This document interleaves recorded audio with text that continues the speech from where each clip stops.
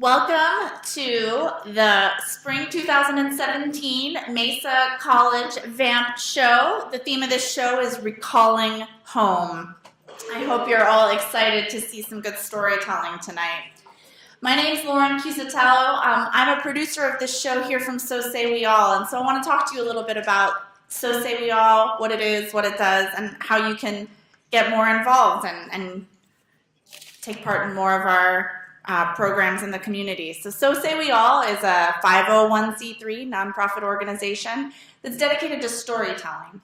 And what that means is So Say We All teaches people how to tell their stories, how to tell them better, and also produces shows for storytelling and publishes books. And in the back of the room today, we actually have a number of So Say We All publications available for browsing and hopefully purchase. Because I mentioned we're a 501c3 organization. And so the Mesa College VAMP that you're attending today is one of the many VAMP performances that So Say We All puts on around the San Diego community. So there's a monthly VAMP that happens at the Whistle Stop in South Park, where there's a different theme each month. And that's taking place this month, next Thursday, April 27th at 8:30. And this month's theme is Putting the Fun in Funeral.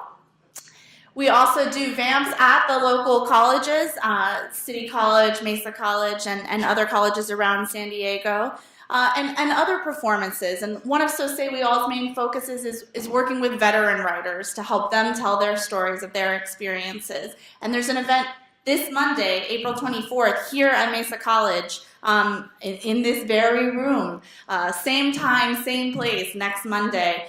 And that is the incoming live show. And so if you do go to the back of the room and try to purchase or browse in books, you'll see the incoming journal, which is an anthology of writing by veterans about their experiences. And there's an upcoming edition called Sex, Drugs, and Copenhagen.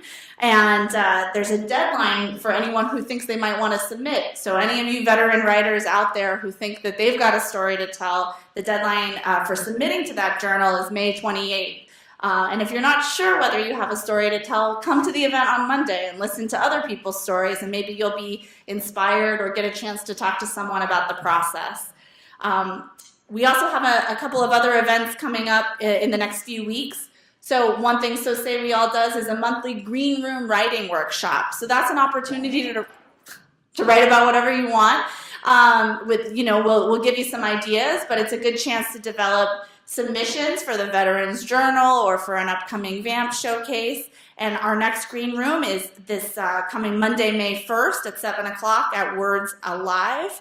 And then in addition to our monthly VAMPs, we put on a less formal show, called Long Story Short, usually related to the upcoming month's VAMP theme, and that's more of a sort of like an open mic night for storytellers.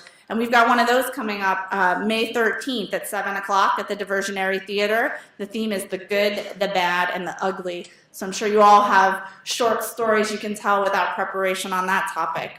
But VAMP itself is a process where people submit stories and then actually get to be coached by writing coach volunteers, performance coach volunteers. So the stories that you're going to see tonight are all stories that have been through that process. So hopefully those of you who are coming to VAMP for the first time or have been to a VAMP show before will be inspired by the storytelling that you see from the fine folks you're going to hear from tonight. And you'll submit, and you'll go through that process, and you'll get help from So Say We All to tell your story and tell it better.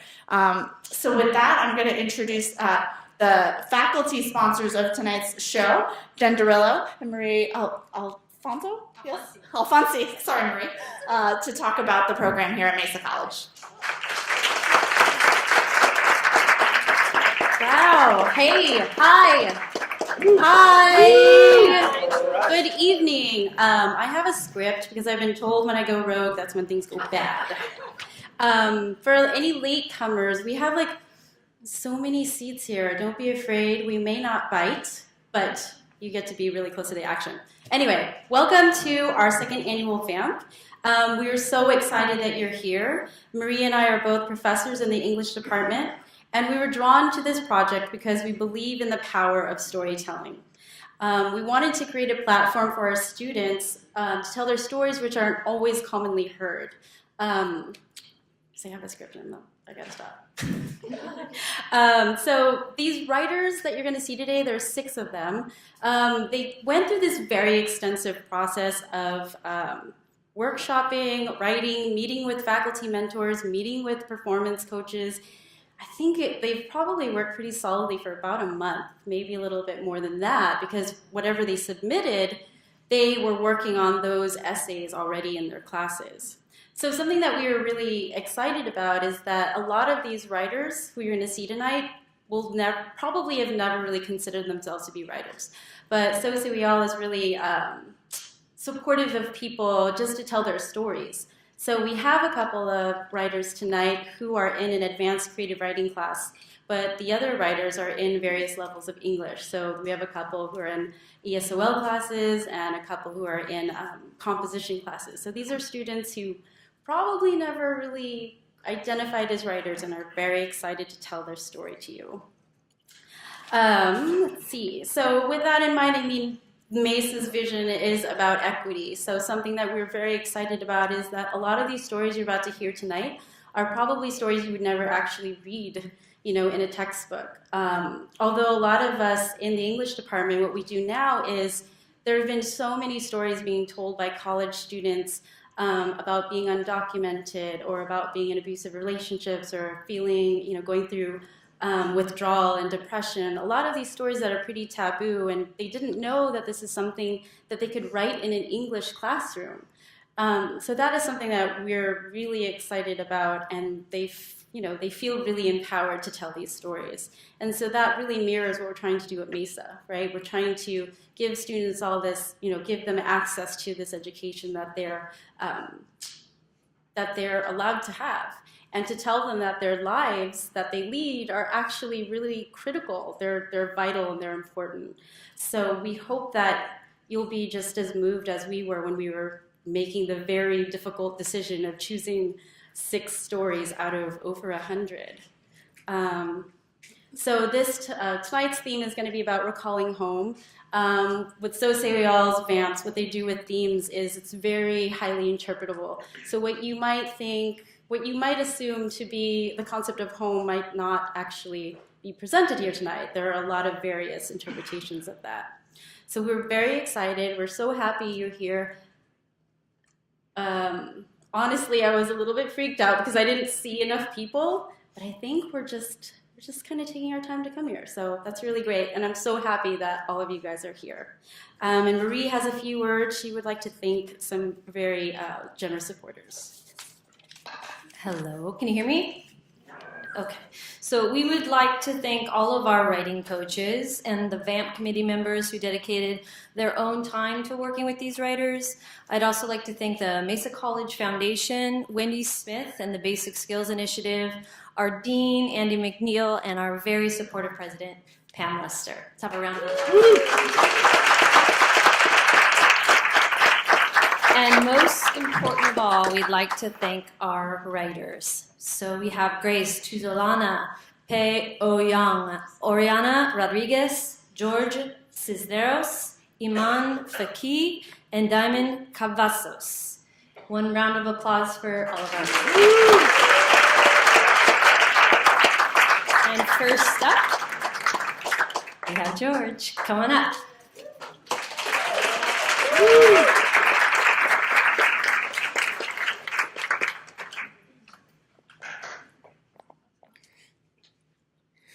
It was the summer of 1989, and I was a young 7-year-old boy riding in the back of my father's 1979 banana yellow Thunderbird with my mother and sister Darlene. I can still remember feeling anxious and excited. You see, the old man was driving us to our first new home that he had just purchased for us in Bakersfield, California. As we pulled up to a sad-looking shack on 2207 Arlington Street, that feeling of excitement quickly went away. All I could see was overgrown grass, 2 used tires, and some scattered newspaper all over the front yard. The house itself was in no better shape. It had busted out windows, and it didn't even have a front door. I thought to myself, what has the old man gotten us into? Has he lost his mind or gone mad? I mean, I knew we weren't rich, but surely we weren't this poor. I then turned to him, thinking he must be playing some sort of a joke on us. Then, as I stood on the sidewalk with my mother and sister, looking at this sad excuse for a house, I turned to my father again, still thinking he was just playing some big joke on us, and he would be taking us to the real house next. Sadly, though, I soon realized this was it. This was our new home. The old man was all smiles, all the while hugging my mother. I thought to myself, how could this guy be so excited over this sad excuse of a house? I guess all he could see was his vision. Yes, his vision of the home he would soon build for his family. That had to be it. He could see the potential in this sad little house that one day would become our home. That clearly I couldn't see for myself. As we all stood there on the sidewalk, he handed a Polaroid camera to the realtor and asked him to take a photo of us standing in front of this place. Afterwards, we started to walk around this sad little place, and when I went to step into where the front door should have been, all I could see were that there was no floors, no walls, just a skeleton of a house. I mean, if you look down, you would see dirt. If you were to look up, you could see sunlight coming through the holes in the roof. And if you were to look towards the back of the house, you could see bits and pieces of the backyard. It was all bad. It wasn't until I eventually made my way to the backyard that I started to get excited. There I found myself looking at this massive yard with 2 large trees at the very end of it. I remember thinking to myself, this is pretty cool. I wonder if the old man would build me a treehouse in one of those one day. I also remember thinking, man, I hope we have some cool neighbors so I could invite them over to play football or soccer. Shortly after that, and headed back to Los Angeles. Once we got back, the old man enlisted the help of his younger brothers, my Uncle Rudy and Brian. And once they had loaded up Uncle Brian's van with everything they would need to clean up the yard at the new house, my father kissed my mother and told me, see you in a week or two, son. It took them over a little week to clean up to clean up the trash, cut the grass, get rid of a couple trees in the backyard, but not the tree I had picked out for my tree house. The old man wouldn't dare do that to me. They also set up a small tent city in the backyard. There were 3 tents in all, one for each of my uncles and one for us. And let's not forget about the outhouse, because the facilities in the house weren't set up yet. When my mother, sister, and I arrived about 2 weeks later, I was thrilled at the idea of being able to camp out in the backyard. I thought to myself, great, I do not have to shower, we would have campfires, and I would be able to run around as if I were a wild savage. Oh boy, was I wrong. My mother made sure I would shower every day. The cool part about that was we did it in a 55-gallon trash can, so it was almost like showering in a swimming pool, which was fun. So, she also made sure to enroll me in Noble Elementary School the following week. The old man and my 2 uncles had been hard at work on the house. Luckily, he had managed to get our neighbor Sam to supply him with a power cord and electricity so he can run the power tools needed in order to make this house livable. Sam was a cool guy. He was in his 30s, about 10 years older than my father, and he worked in a local potato processing plant as a mechanic. And on his days off, he would help out my father and 2 uncles with the house, and in return, my father would invite him over and his wife for our nightly barbecues and some beers. Life in our little tent city was fun. It was like an extended camping trip. In the mornings, my mother would wake up, make everyone breakfast, get me ready for school, and do whatever she had to do to get the day started. I can still remember coming home from school, hearing the sounds of hammers hitting nails, the smell of sawdust from the cutting of 2x4s, and just seeing the old man hard at work. I can also recall helping him out as much as I could, whether it was making a pencil mark on a piece of wood so he could cut it, being his tool runner, or just fetching him some water. I didn't mind helping out my father. Actually, I think I rather enjoyed it, being able to help out whenever I could. If you were to ask me nowadays to help you out with a construction project, however, I would just look at you if you were crazy. But back then, I think I just enjoyed spending time with the old man, getting that father-son time. One weekend, he made the mistake of trusting a 7-year-old boy with a bucket of paint and paint roller. And not only that, he left me unsupervised. What do you think happened? Well, let me tell you, the paint ended up everywhere. On myself, on the cement floor, and of course on my little sister. When my father finally came back to check up on me, all he could do was just laugh. And of course, he made me clean it up.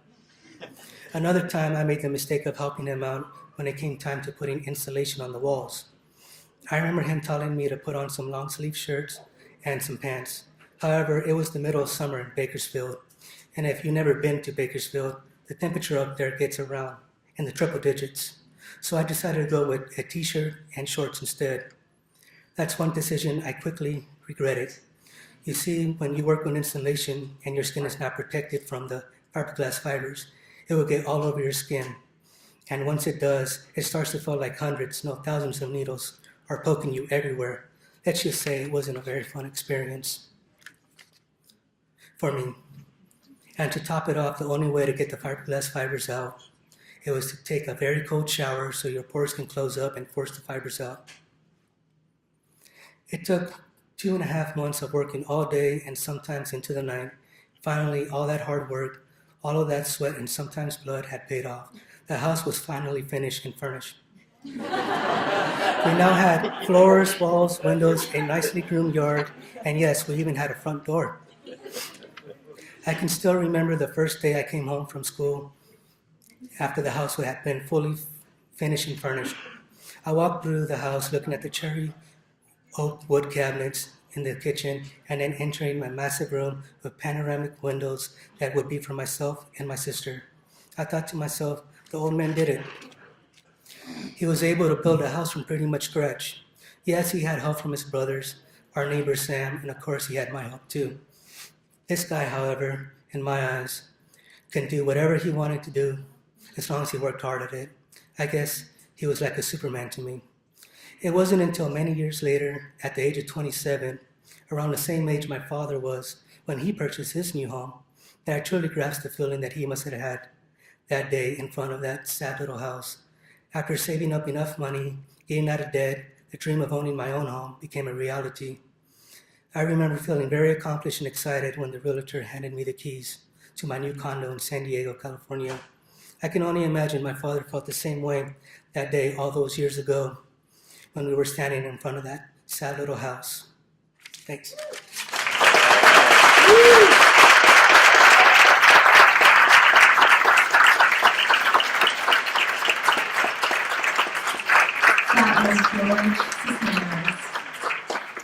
Up next is Grace Tuzalon.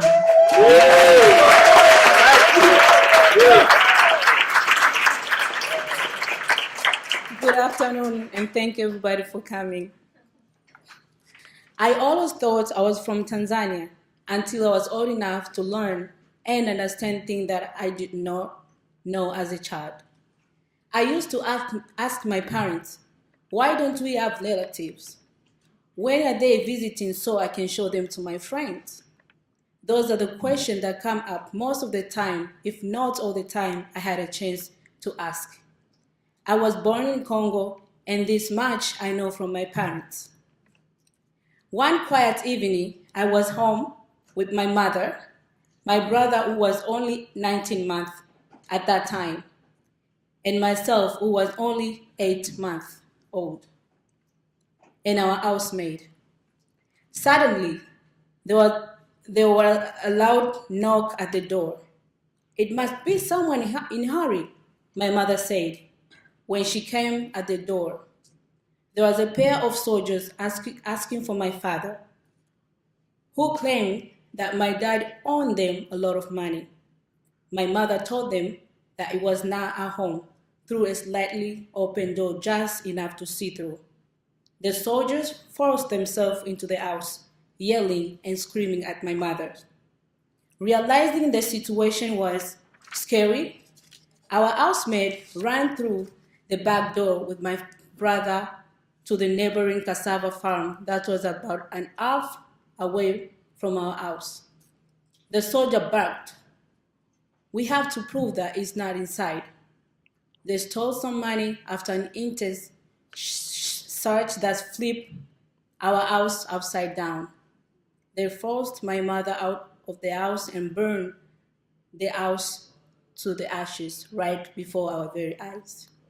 We lost everything in the fire but the clothes we had on. That all fine evening, when my father came back home from the town with my sister, they found nothing but the ashes and the leftover of the burned house staring at them. My father stood there for some time to make sure it was not standing in the middle of the nightmare.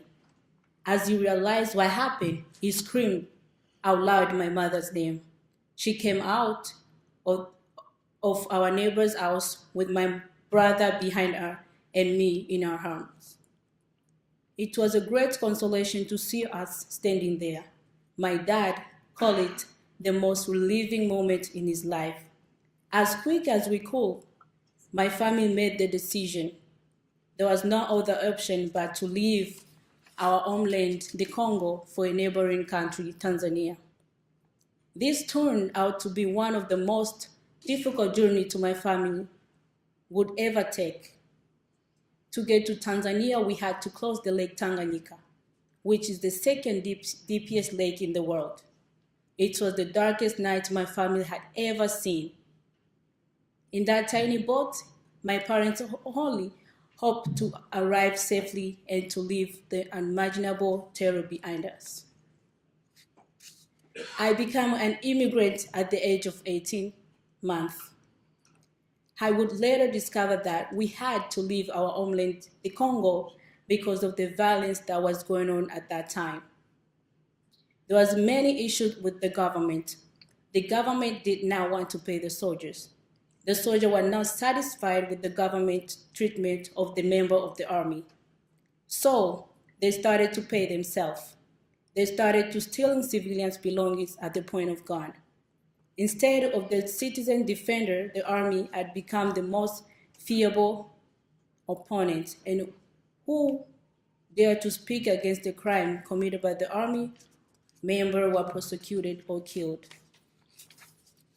For 12 years, we lived in Tanzania as an immigrant, and in 2005, the Tanzania federal government ordered all the refugees who were living in the city to go and stay in the refugee camps. The option given to the refugees were either to go to a camp or to go back to their home countries. Even as a young girl, I did not like the order from the government.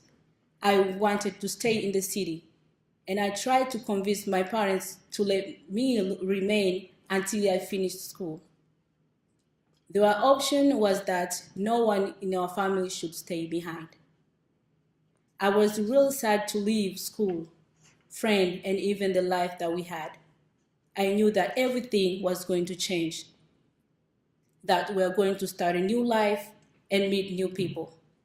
The immigration office booked the train ticket for us and took us to the train station. They sent us in one of the camps in Tanzania called Mukugwa Camp. It took us 2 days to arrive. It was a long and exhausting trip, and everyone in my family was wondering what the refugee camp would look like. Do refugees have freedom? How does it feel to live in the tent? A storm of questions came to my mind as I quietly sat there on the crowded train. I was so anxious to know what kind of life was waiting for us. We passed so many states and so many things, such as big farms, cows, horses, river, and a lot of empty land that stretched from miles to miles. Little by little, all the sadness started to disappear as I had my eyes fixed outside through the wide window of the train. Finally, I found myself enjoying looking at the scenery in the daytime. Slowly, fear and worry started to go away as well. But at night, it was hard to see, but with the night light and sky full of sky, were there lights enough to make up form of mountains, river in the middle, and animal across in the field. So I sat there as others slept. On the third day, we finally arrived in the camp. The camp was about 5 miles long and 3 miles wide. There very small but full of refugees from different countries, mostly from Congo and other parts of the Africa like Burundi, Rwanda, Uganda, Zimbabwe, Somalia, and Sudan. After 2 weeks of living in the refugee reception center, we were given a piece of land where we could build our house so we can start our new life. Every subject was in French at the school I had to attend in the camp. The school program was very hard for me because I was in the school system that taught in Swahili, but I attended school anyways. Friends made school easy for me with their encouragement. Sometimes they would drive me crazy, but in funny ways. Because of my accent, they would always greet me like, "Hey, in Tanzania," which means, "Hello, Tanzanian." The life in the camp was tough, but for me, it was all right. Actually, it did not take me a long time to adjust to the lifestyle. My dad got a farm. In our farm, we grew so many crops and vegetables. The farm kept us busy and we enjoyed the life in the camp. I did not expect how easily I would adapt to life in the camp. But as the year went by, I almost forgot the city and loved the new place. Yes, I loved the refugee camp. I still remember the beautiful dawn full of fog so that you could faintly see someone standing 6 feet away from you. The loud crowing rooster, who you could hear for miles, crowing right outside my bedroom window to announce that the morning was just around the corner. The beautiful sunset that drove the fog away and left the grass around our house full of dew. What a beautiful view to wake up to. I remember thinking, God, I thank you for life. Thank you for another beautiful day. I say all of this dragging myself out of the bed made from bamboo tree. I remember the long trip to get to the water and exercising of pumping water after the long trip. The slightly steep but long hill on our way back from the pumping wheel. We were always active, and I sometimes joked about it that I had free gym membership for life. In 2008, something amazing happened. We were approved for resettlement to come to the United States of America. When I hear the news, I was so very happy. And in 2010, my family and I arrived in San Diego to pursue better life and opportunity. Not long ago, on my way to Iowa, visiting an old friend who I had not seen in 5 years, I looked outside the window of the bus. This memory hit me so hard, and I was transported to a place far away in my memories and felt as if I was back in Africa traveling to the refugee camp. It was an experience mixed with sadness, happiness, and something else hard to describe. I had traveled back in time, seeing the wide open land with farms, mountains, cows, river, and blue sky in the day, and the dark sky with the star that spread as far as I could see at the night brought some tears to my eyes. I tried to keep calm as I didn't want to attract the other passenger attention. Most were busy chatting on their phones and others sleeping. I wish they could understand how much they are missing out, I thought, as I forced my eyes out of the bus window. Waiting at the bus was my friend Sylvie. As I stepped out of the bus, I spotted her first before she saw me and realized that it was me. I remember the unsure look she had on her face, as if it was someone else. Sylvie's face changed from unsure state to a big happy smile. So big I could see her wisdom tooth. Yes, that is how her big smile was. "Grace!" she screamed as she ran up and hugged me and wouldn't let go for a while. She welcomed me and home we headed. It was a long-awaited reunion between me and my friend Sylvie, who I had known back in the refugee camp. From San Diego to Iowa City, I passed through many states, including Arizona, New Mexico, Utah, Colorado, Oklahoma. The long trip had finally come to an end after 2 restless nights. All the states I passed through were amazingly beautiful, but the state that captured more of my attention was Iowa City. It kind of similar to the land around the refugee camp. It was in the summer, but the weather was cool and windy. There were a lot of trees that bring fresh air. The city is real quiet, no noise at all. In Iowa, most places are empty, and there's not a lot of buildings. Instead, there's a lot of big farms. Some people have small gardens, and they grow vegetables and other work on the big farms, just like we used to do in the refugee camp. I was there for only 6 days, but I met a lot of people in Iowa who used to live in the same refugee camp as I did. At the dinner table, we teased about how crazy we were and talked about life back in the camp, especially the story we had shared under the open sky around the bonfire. We talked about farming by horse, fetching water at pumping wells, and collecting firewood for the smokehouse we lived in. Even if that camp was not truly my home, I accepted, loved it, and made it my own. Now, finally, it seems some of that smoke has cleared. Now, I consider this beautiful land of America as my home. Thank you.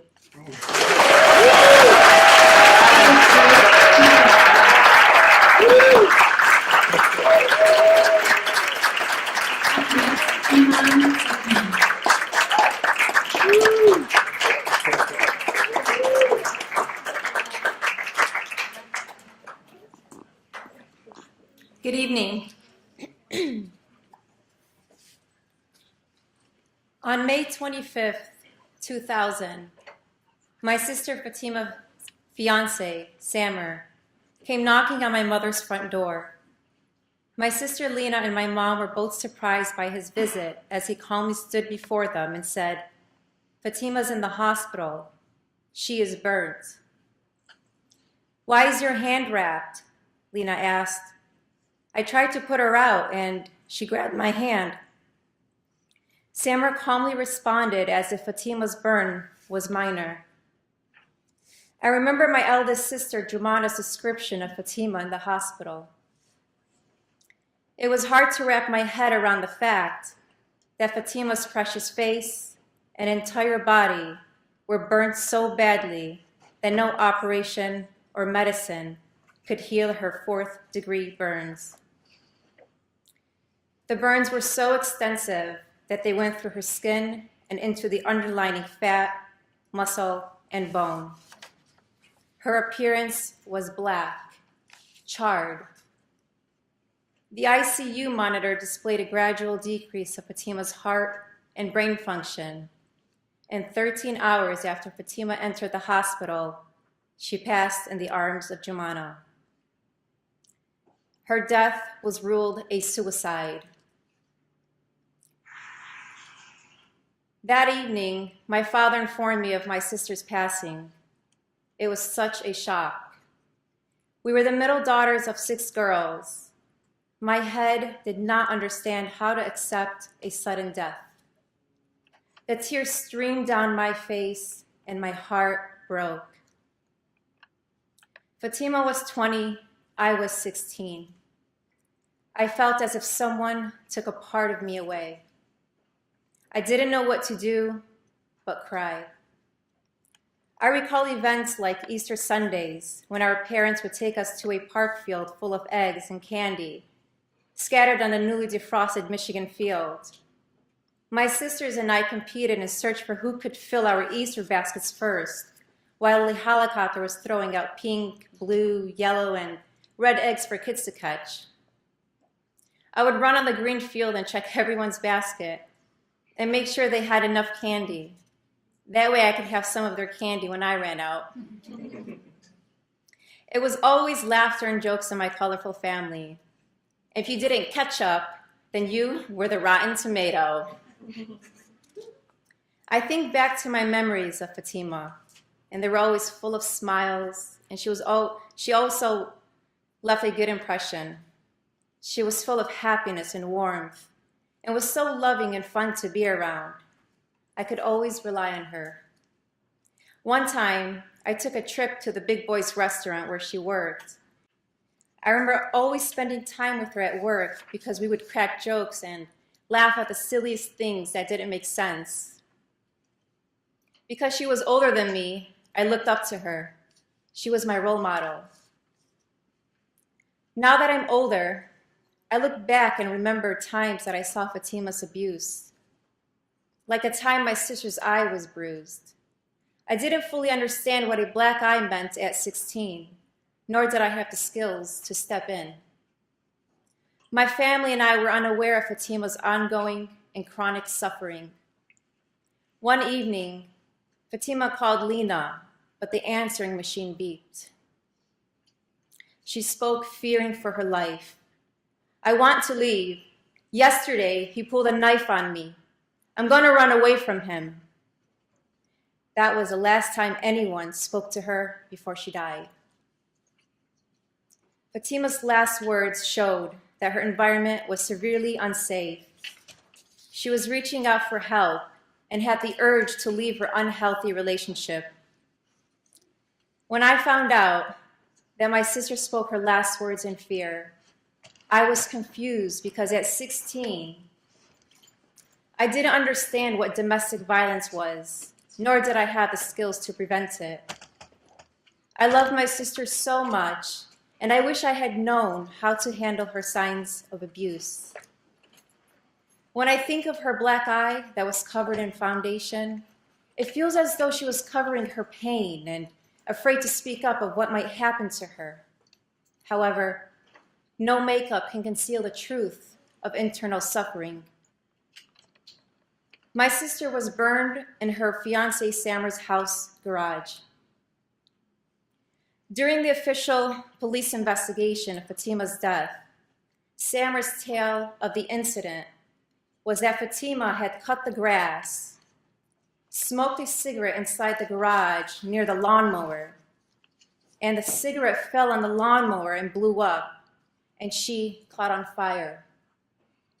However, after Fatima's passing, my family drove to the garage at separate times to observe what happened. I rode with my brother-in-law, Hussein, Lena's husband, to the garage. We parked across the neighbor's street and walked towards the two-car garage. Before entering, however, we noticed the open door to the right had a yellow tape. I don't remember if the yellow tape stated, "Police line, do not cross," or "Caution," or "CSI," or "Crime scene, do not cross," or "Danger," or "Keep out." But whatever it said, we ignored it and stepped in. I wanted to see for myself. Detective Iman on scene. So I pulled the yellow tape over my head and started to investigate and observe. On the ground, one section in the center of the dark garage appeared to be a circle of dry liquid. I was unable to determine the dry fluid without testing it. Detective Iman didn't have her tools on hand. But I continued to scan the dark garage, and sunlight directed me to look at the red and blackish flannel shirt lying on the ground. It was in burnt small pieces, so I decided to lean down and pick up a handful and save them in a Ziploc bag. During my investigation, what was really interesting was the garage's totally normal, musty, and non-chemical odor. I didn't smell anything burnt, no highly flammable liquid in my vision. The lawn was not freshly cut, no cigarette butt on site. The garage was in stable condition. At 16, I felt unsure. Now, I know there is something more to my sister's passing, because she was abused by her fiancé. It was hard to understand and accept the ruling of my sister's death as a suicide. It is unfortunate that no calls regarding domestic violence were reported, so there was no substantial proof of any violence. Fatima was only 20 years young. Domestic violence is a hidden monster. Living in fear and silence can poison us slowly. No one hears the gushing sound underneath. The pain slowly releases outward, shattering into a sharp, pointed glass of fire. Flames rise and fume inside a person's heart and mind, hoping for comfort and rescue. No one hears the rooted sound of desperation. Emotional, physical, or mental abuse can all be forms of violence, and they are often suffered through silently. Breathing does not necessarily mean we are living if we are struggling internally. Although my sister isn't here today, I continue to reminisce about the times we spent as kids. I remember the good old days when we would celebrate Fatima's birthday on December 23rd and eat her favorite chocolate cake. My sisters and I always managed to stick out our heads in her photo. I remember near Christmas every year, we would attend events at the Civic Center for holiday spirits and throw snowballs at each other and make angels in the snow. I remember we went camping out in Petoskey, Michigan, and we disliked the mosquitoes so much we fancied to sleep in the car instead of the tents. I remember we went to Mackinac Island and ate so much hot fudge that our bellies felt like they were going to explode. These memories are how I appreciate and value my sister. These loving moments will forever be cherished and never forgotten. I'd like to end my story with an ode to my sister, one I wrote just for tonight.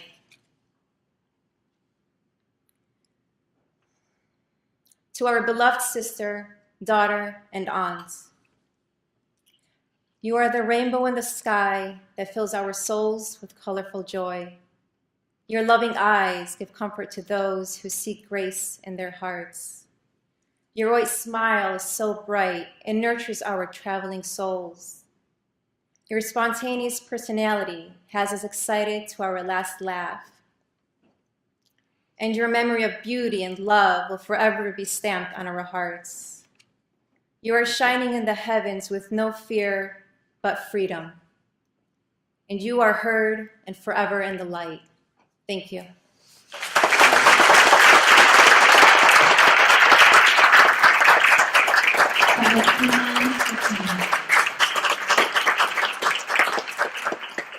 Next up is Diamond Cavazos.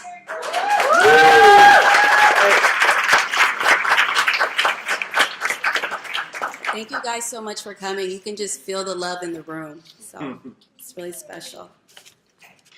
I'm from 3184 Salmon Street in Terrasana, but it should have been called Elm Street because the first year there was like a Freddy Krueger nightmare. When I moved there, I was 11, and it felt like Samuel Jackson 187. It looked like Pleasantville on the outside, but Salmon Street was a tumultuous ride. Kids were always coming to my house to eat. We would bump loud beats and it echoed up and down the street. Louis the ice cream man, tink tink down the street like a slimy green snail emerging out of its shell after El Nino. Other times Louis sped by faster than I ate my chimichanga burrito. I can still see my little brother trailblazing down the street with my sister on his bare feet. They looked like they were on fire from the torching heat. That's where he got the nickname Go-Go, and my emotions were like a yo-yo every day because of Snaggletooth, Jasmine, and frickin' Janae. Usher CD My Way and Kurt Franklin, God's Property, helped me get through the day. Snaggletooth, Janae, and Jasmine's words were cruel, making me feel smaller than a molecule. They picked on me on the walk to and from school. They talked about my hair and how nappy it was. And one day, a boy named Josh chimed in. The back of your neck is dappier than my D hairs, Diamond. Everyone laughed. Everyone snared. But I just kept walking like I didn't care. but deep down inside, the hurt was lingering there. When I was 22, who knew I'd see Josh again, and we laughed about what he said. I'm glad we did, because sadly now he is dead. But back to the Ratchets, Snaggletooth, Jasmine, and Janae. They always had something contentious to say. Like they knew I had a different daddy from my sister and Go-Go because he was white. They said my mama should have stayed in her race and that wasn't right. The he said, she said never ceased. Morning, noon, and night, I had no peace. My cousin Tiffany used to catch the trolley and bus from Southeast when Jasmine and Janae said they were going to unleash their beast. They say I was always the one talking smack, but they were the fake ones stabbing me in the back. I'll never forget when Tiffany rolled in and Jasmine and Janae tried to pretend like they were my friend. I never trusted any of those girls again. They were two-faced and mama always said haste makes waste. There was a boy named Dorian that was gay, and he faced similar teasing by Snaggletooth, Jasmine, and Janae. He used to say, don't worry, one day you'll grow and be a lady, and we're both gonna be rich and make the game of life our bitch. And let me tell you, Snaggletooth, Jasmine, and Janae look a hot, tragic mess today. Dorian and I used to babysit one of the neighbor's kids. Every time we went over there, he would say, come home, and Dorian would rush me out the house. He would say, we can't trust that bald mouse. He tried to have sex with me. One evening, Dorian and I were at the ice cream truck, and that bald black spaghetti man said to us, I want some of your ice cream, with his tongue out. We knew what he meant by how it was implied. Dorian snatched me inside and said, I told you he tried. You thought that I lied. Dorian taught my sister how to do the percolator. He would blare his music loud and was a very animated entertainer. Dorian always did all the girls' hair and nails and makeup, and he still makes me feel like America's next top model scale. We used to go to his house and get ready for the Murphy Canyon Rec Center dance. But when I got a bad progress report, mama was your chance. So I would be like Brandy sitting up in my room dreaming about the dance. So much for some teenage romance with my crush, Brandon Chavez. Every time I would see my crush, all I could do was blush. He had wavy curls with tan brown skin. We were both black and Mexican. But I never kissed him, and he asked me why, and I would tell him because I was shy. I was in 8th grade, but after we graduated from high school, I'll tell you this, me and Brandon Chavez did more than just kiss. Salmon Street was a long walk to Far Middle School and Sarah High. My books were so heavy, it hurt my back. My books were so heavy, it hurt my back. Heavy like the secrets that Salmon Street wept. Secrets that should have been told and never ever kept. I marched up and down Salmon Street like a soldier as blue jays perched on the cable wires tripping away. Nothing, not even nature, was in an illusion by Salmon Street's facade. Even as the wind passed through it, it acknowledged the facade. Like in 6th grade, when my 12-year-old homegirl made me promise not to tell. She said she lost her virginity to our friend's daddy and it hurt like hell. He lived across the street. She said they did it while his wife was at work to be discreet. She said he'd repent on church on Sunday and come back and be lascivious with her on Monday. My friends would steal their parents' cigarettes and alcohol, drink it and smoke it while we were at Mission Valley Mall. That was the true kick-it spot for us all. For all the homies that didn't have any monies, we give them our tickets so they could come to the movies too. Me, Casey, Christina, Apple, and Celeste, and sometimes Nisha would be shopping at the mall like we had a new visa. We all went to De Portola and went to Sarah High. Guys always wanted to scam and make out, but they had dusty shoes, he would quickly be declined, and another make-out partner would be in line. I remember when dudes used to beg for our numbers. Celeste Gray used to say to me, Diamond, niggas these days, and remember, pussy has no face. She was that wise in only 6th grade. Most of our friends were dating much older dudes because they said guys our age were immature, broke, and rude. I kept my word. None of these things were ever heard from my lips, but it struck my soul like a billion strips. Because I couldn't understand why being a teenager was nothing like the movie Clueless, I realized trying to live my life like TV was useless. I'm from the military projects, but you wouldn't know it because Murphy Canyon sits on a hill. Passing by Arrow Drive reminds me of the real and how living in that military ghetto used to make me feel. Inside my house, though, it was warm and sweet. It was the filter from the filthy diseases of Salmon Street. I could smell my mama's barbecue grill burning while Big Mama's mustard greens on the stove were stirring. My dad would be in the front yard watering the grass. When I tell him my problems, he said it would all pass.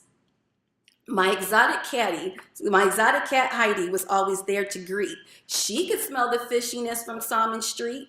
Heidi had a fat belly and a silky full coat. She could change the channels in my minds with her invisible remote to something happy, real snappy. Every night, my family and I would sit down and pray and eat, and that gave me the power to endure the hurricanes on Salmon Street. There was a picture-perfect view from my room where I used to watch the sunset, and sometimes I would take off the screen to sit out on the roof, and the shades of the sky became my reprieve. The orange, red, and yellow colors stared back at me as I try to figure out who and how I grow up to be. When I turned 15, it was time for us to move. You'd think I would be excited, but actually I was mad. The thought of parting from Salmon Street made me feel sad. I told my parents I don't want to go. I want to stay at Sarah, and they said, hell no. By 9th grade, I had made so many friends. Now that season of my life had come to an end. But when I went forward, a whole new journey began. Miss Salmon Street, if only she could speak, but I guess her voice was destined to be me.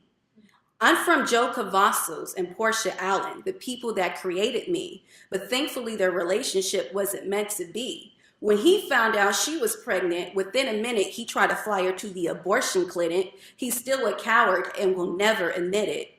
The last time I saw him, he hugged me tight, but deep in my heart, I know he'll never get it right. Although he's never been there, my dad, Donald Allen, stepped in because he knew that man would never care. Now as a junior in college, when times get hard, I think of my ancestors' infirmities. I've been bestowed with endless opportunities. Despite my trials, I have faith-based strategies. Because I'm from fearless ancestors who endured rape and castration, who were kidnapped, chained into bondage to face suffering, iced with humiliation. Slaves were promised reparation after they were freed from their masters' plantations. Union General William T. Sherman on January 16, 1865, promised former slaves a jewel with 40 acres and a mule, a special field order number 15 legislation that came 2 years after Abraham Lincoln's Emancipation Proclamation. Yet it was all a hoax dream that still has never been seen. I'm from women like Sally Hemings coerced into sex. If you don't believe me, read the U.S. Black History book text. Jefferson to me was vicious. He forced his own wife's 14-year-old half-sister to be his mistress. These days, the media would have had that handled as a child rape scandal, yet his forefather image hasn't ever been dismantled. I'm from the Jim Crow era, where a white hospital wouldn't treat my grandfather's twin. He looked white, but when they saw my great-grandmother Armanda, they refused to let him in. Forever they mourned their son that could have survived, but on the way to the colored hospital, he stopped crying and died. His stiff infant body was put into a shallow grave, but Big Mama always believed his soul was saved. I'm from the Native Americans that silenced their fears as they walked through the shallow valley called the Cherokee Trail of Tears. Native American children were treated like the tribe of the blame, sexually abused by religious leaders and teachers all in the same day. They were trapped on Indian reservations without a better way, submitting to suicide when they felt hope decayed. I'm from the Mexican Revolution, where my great-grandmother Ana Maria Cavazos in 1913 was ran off her land. I'm sure at 5 it was traumatizing for her to understand. It was either leave or get killed and die. On the walk to Texas, my abuela sang to the sky. I'm from the Jewish Holocaust, where the German Nazis stripped pregnant women and their babies naked before executing them. I'm from the Irish potato famine that started in 1865. Over 6 million human infants were ate while the blight fungus thrived. But over 150 years before that, Jonathan Stiff wrote about it in his modest proposal that poor infant children would be food at the wealthy's disposal. I'm from Portugal, Spain, Britain, and Scandinavia, Middle East, Greece, and yes, even Asia. Talking about having a multicultural flavor. But when people look at me, it's never what they see. But who are they to calculate my identity? These are my 46 chromosomes, and to all them that came before me, I must acknowledge, paying them homage. So I write because I'm happy, and I write because I'm free, and I write because God has always watched over me and my family. Amen.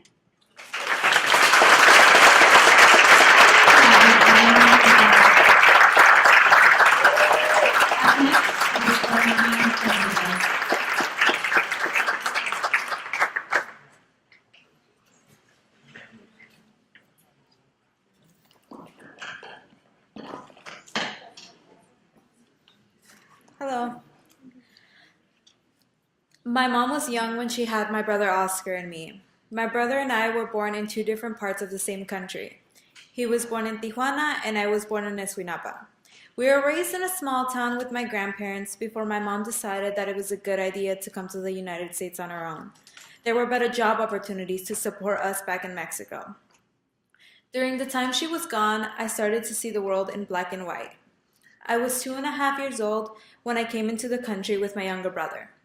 We came to the United States because my mom decided that it was impossible to live without our babies and that she had to have us with her. When I was 3, my stepdad Oscar became involved in our lives.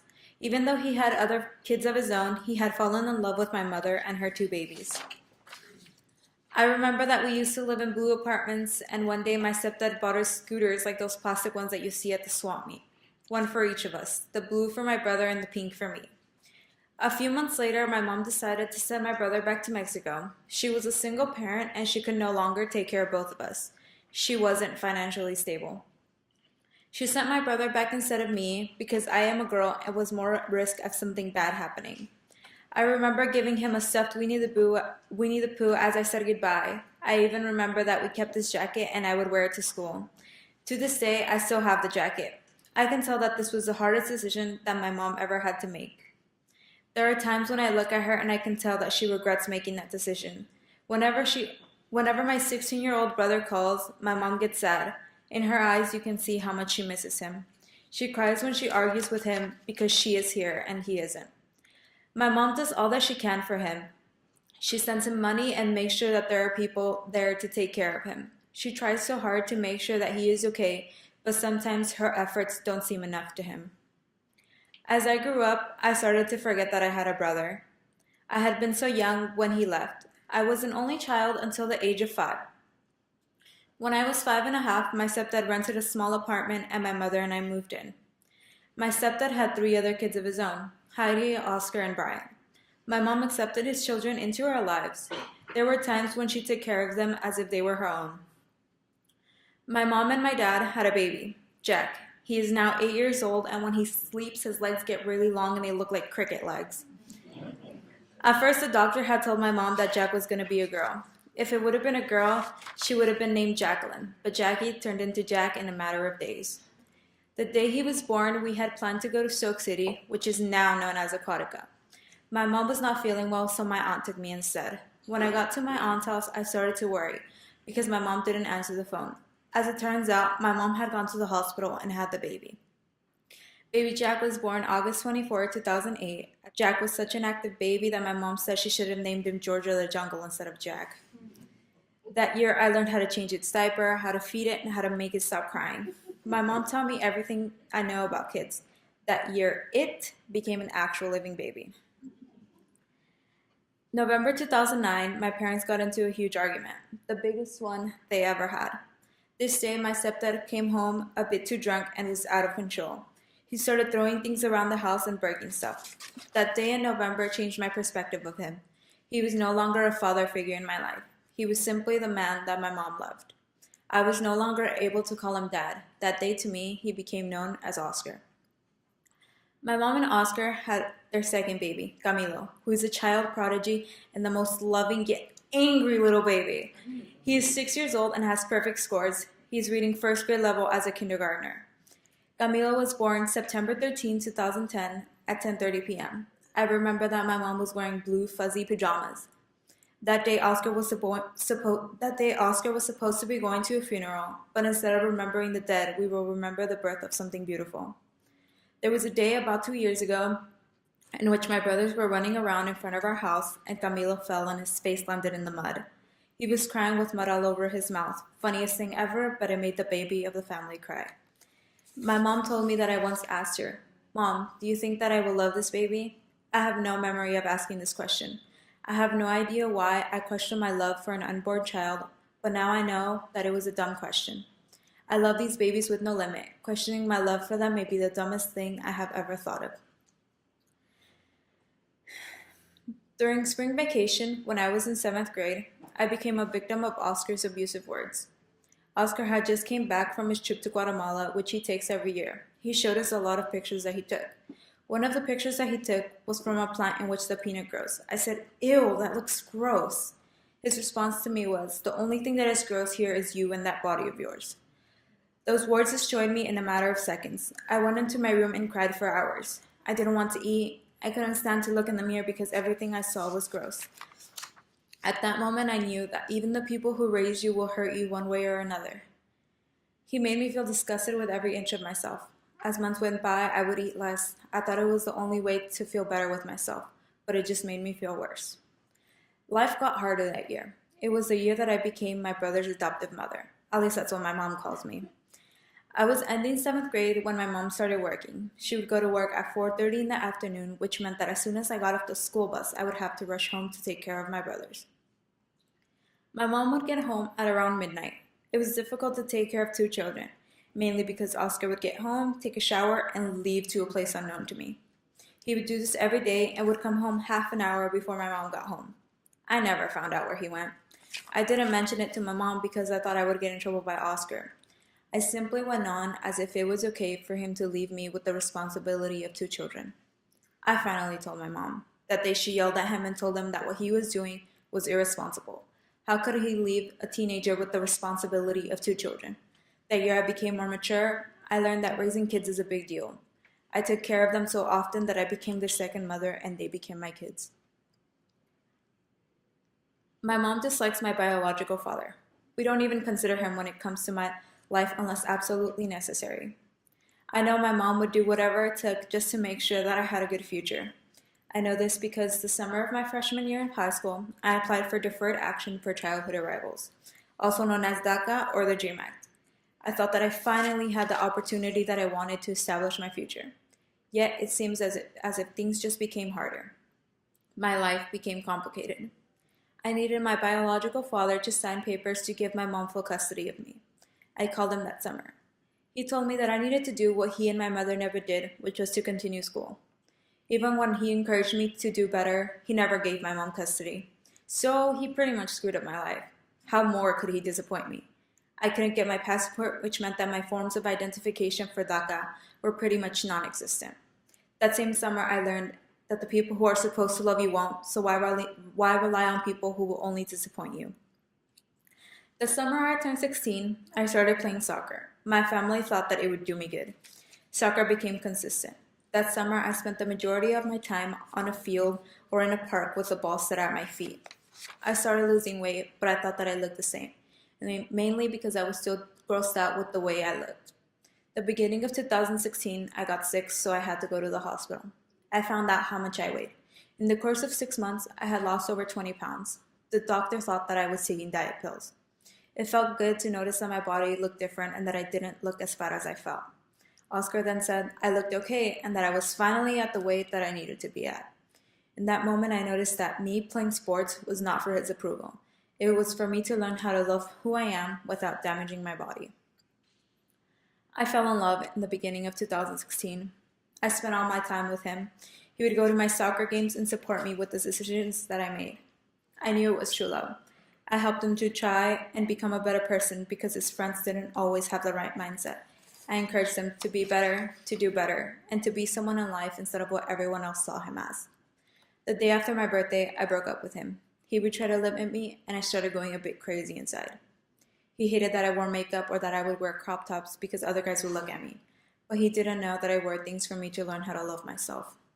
He made me feel claustrophobic even when I wasn't surrounded by people. I was surrounded with his terrible self-esteem. When I broke up with him, I still loved him, but I knew that if I let it go on further, I would ruin myself. When we broke up, I became depressed. I pushed everyone away. I felt empty. I didn't think anything was worth it anymore. I knew better. I knew that I had to keep living and that I had to fight through it. I did well in comparison to him. He turned to drugs. He took drugs to feel every emotion in his body, to feel numb. I was surviving my life without painkillers, and that is what helped me get through those tough times. I knew better than to give up. The summer before I started my senior year of high school, I had to renew my DACA, which meant that I would once again need my biological father. My mom called my family in Mexico so that they could find him, so that we could once again ask for custody. September of 2016, I was at my soccer tournament and I received a call. And sadly for me, it was my father. I answered and said, "Who is this?" He said, "I am your dad." I think I must have responded in the most crude way I could, simply by saying, "You are not my dad. You never have been and you never will be." It must have hurt him because he never called after that. That summer, my brothers had an event called Water Day at their school. Fun fact, my mom likes to dress them as if they are twins, even though they are 2 years apart. This is where it gets funny. They were sharing the same bag, meaning that all their dry clothes were going to be in the same bag at the end of the day. When they were putting on their dry clothes, Camilo goes in first and Jack goes in after him. While I am waiting with Camilo, Jack comes out of the bathroom and whispers to me, "I am wearing Camilo shorts." As it turned out, Jack, who is 8 years old, was wearing Camilo shorts, and Camilo, who is 6 years old, was wearing Jack shorts. This day, I laughed so hard I cried. After everything that summer, the only thing I wanted was to stop feeling sad, and these kids from day one changed my life. She was gone, and life turned white. Things turned blue when we arrived. Life turned gray when we said goodbye. I began to see blue again when they became alive. Life was black and white with all of these men in my life. Her shade of red was all that I needed in life. Yet I know that the people who have come and gone, good or bad, have shaded who I am. February 9th of 2017, I had just come home with a rose in my hand. I walked into the kitchen and my mom asked where I got the rose, and I said, "I bought it for you." I walked up to her and hugged her with tears in my eyes and said, "Thank you, Mom, for everything you've done for us." She looked at me and asked me, "What's wrong? You know that you can talk to me." I started crying and said, "Hoy estaba escribiendo mi ensayo y me di cuenta de que no te aprecio tanto. Today we were writing an essay and I realized that I don't appreciate you as much as I should." She looked at me with tears in her eyes and said, "Cuando te digo algo es por tu bien. Todo lo que hago es para ustedes. When I tell you something, it's for your own good. Everything I do is for you guys." I started crying and hugged her again and said, "I know, Mom, thank you for everything you've done for us." She hugged me as I cried and said, "You are my life. I've never felt more real love than at that moment." Thank you.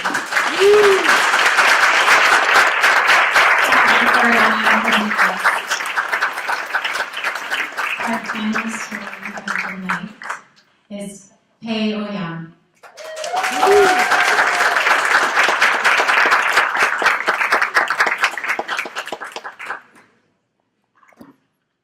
I Skype my mom every day for no reason. She's my best friend, or I guess I'm just too clingy. One day I had a strong craving. "Hi 妈，你可以再教我一次怎么煮糖醋鱼吗？"好，从煎鱼开始，倒入1瓢子的油到锅子里，然后转成大火。等到锅子冒烟后，把鱼擦干，放进锅子里。小心会喷油。记得把盖子盖上。I did exactly what she said. I was afraid that the heat coming from the pan might burn me. I threw the fish into the pan, and not surprisingly, the oil was flying everywhere. I screamed with no hesitation and put the lid on as fast as I can. 妈，怎么办？我把鱼毁了。小兴奋，有没有怎么样？还好，还好，还没把厨房烧了。Then I said to myself, 不可以这么难的，不可能，为什么我这么笨？ I was so frustrated and I want to get this done. Back when I was a teenager, I always knew when it was almost time to eat whenever I saw my mom's hair tied back and her lovely green apron on. She would always cook something healthy because she knew eating out in most restaurants is not healthy for the family. Plus, my dad had high blood pressure at that time, so he couldn't eat greasy or salty food. She usually cooks our staple food, rice. Our main course would be braised or sweet and sour fish with stir-fried spinach with garlic because my dad enjoys marine food with a light side. However, I was a totally ungrateful kid. Well, to be honest, I was kind of a dick. I didn't help her prepare the food. Instead, I would annoy her about taking me out to eat. My favorite food to eat are beef noodle soup, oyster omelet, stinky tofu, and my all-time favorite combo is Taiwanese-style fried chicken with bubble milk tea. Just like hamburgers, fries, Coke for Americans, they're meant to be together. For some reason, I never realized my mom's cooking is so irreplaceable, even compared to the food outside, until I left Taiwan last summer. Because I was so used to have my mom's cooking every day, once I couldn't have this familiar taste so often anymore, I discovered there's nothing like the taste of mom's cooking. And back to my epic fish. Fortunately, my fish wasn't burned. My mom and I waited for 5 minutes. 再来，转成中火后，记得把盖子拿起来，再把鱼翻面多煎个10分钟。As soon as I took the lid off, the edge of the fish curled because of the high heat. Another challenge came up. Flip the fish. Oh boy, this was definitely going to be one of the hardest things I have ever done. I held a spatula with both hands shaking, headed to the fish, and I positioned the spatula underneath the fish and was ready to give it a nice flip. 救命啊！鱼滑走了 I cried nervously in panic. The fish was way bigger than the spatula and easily fell when I tried to move my spatula upward. Now the grease was still popping like it never ends. I pulled myself together and I took a deep breath. This time I was ready. I flipped the fish with the fork and the spatula. Then I sort of overcooked and crispy fish skin with a broken tail and head. It was entirely different from my mom's pan-fried fish, which usually stay in one piece with the brownish and crispy fish skin. I am in the US 600 and 800 miles away from home to pursue my education. After staying in the US for a couple months, I deeply experienced two cultural differences that made me really, really homesick. First of all, American food. The place where I first and definitely last time I would go is Panda Express. It was like typical American food, so greasy, huge portion, and tastes nothing like the food I was familiar with. There is also tomato sauce on everything, pepperoni pizza everywhere. However, Eggo is totally my comfort food. Yeah. Second, keeping up with school was almost impossible to me because of the language barrier. It was one of the hardest obstacles I had faced. There were a few times in class where I felt illiterate. I remember I was in a history class. We were having a small group discussion. Due to my poor English and zero understanding of the topic, I ended up not saying a word. I felt I was not simply an illiterate, but a burden for a whole group.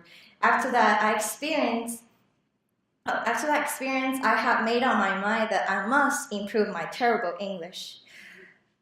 好了，我把鱼翻面了。再来呢 I feel relieved because I knew the most challenging part has passed.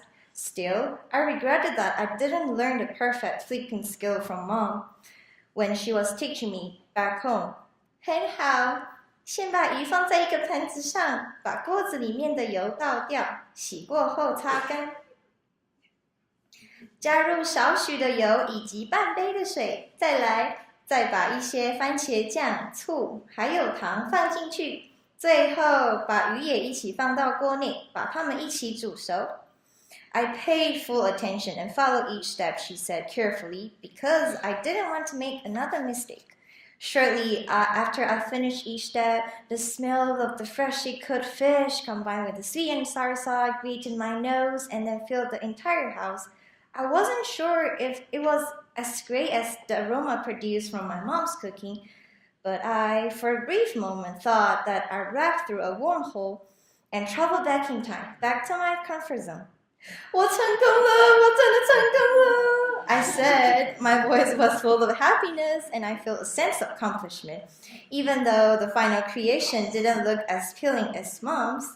很棒，我的小女儿长大了呢 with a big smiley face. When I had my first bite, I was speechless. A wave of goosebumps swept over me. This familiar taste reminded me of home and triggered the memories about mom's cooking the food and the steam of the rice filling the house. At that moment, I felt my mom was right next to me. I was at home and tasting the same exact dish, and my homesickness suddenly faded away, like water evaporating during cooking. Now, whenever I miss home, or more precisely mom's cooking, I will know how to cook it in the right way. Although I will have to practice a lot more, at least I have taken the first step toward creating the feeling of home. Strangely, my independence and comfort in the U.S. comes from my dependence on my mom's cooking and on creating an environment that resembles my home.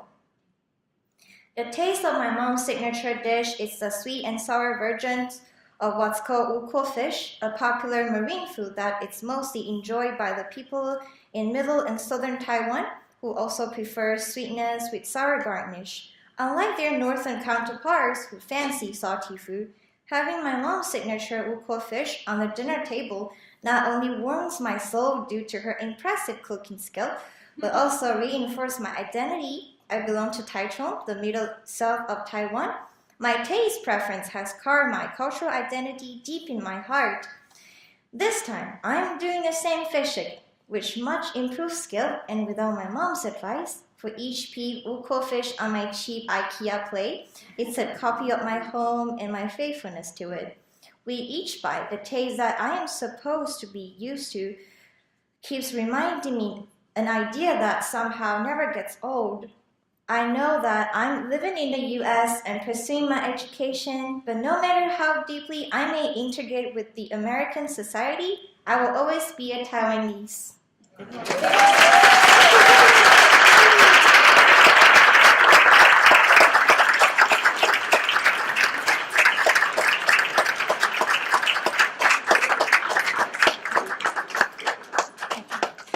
Thank you very much. That was Peo Yang. And one more round of applause for all of tonight's speakers.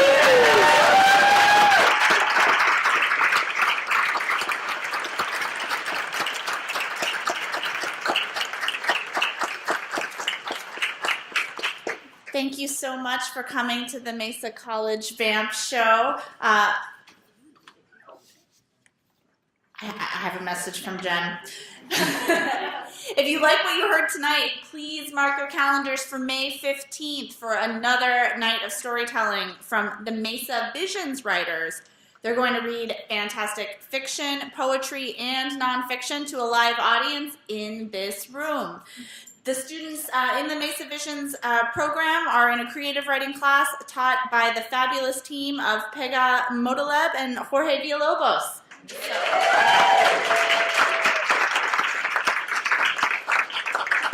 So thank you all for coming tonight and enjoy whatever snacks are still left back there.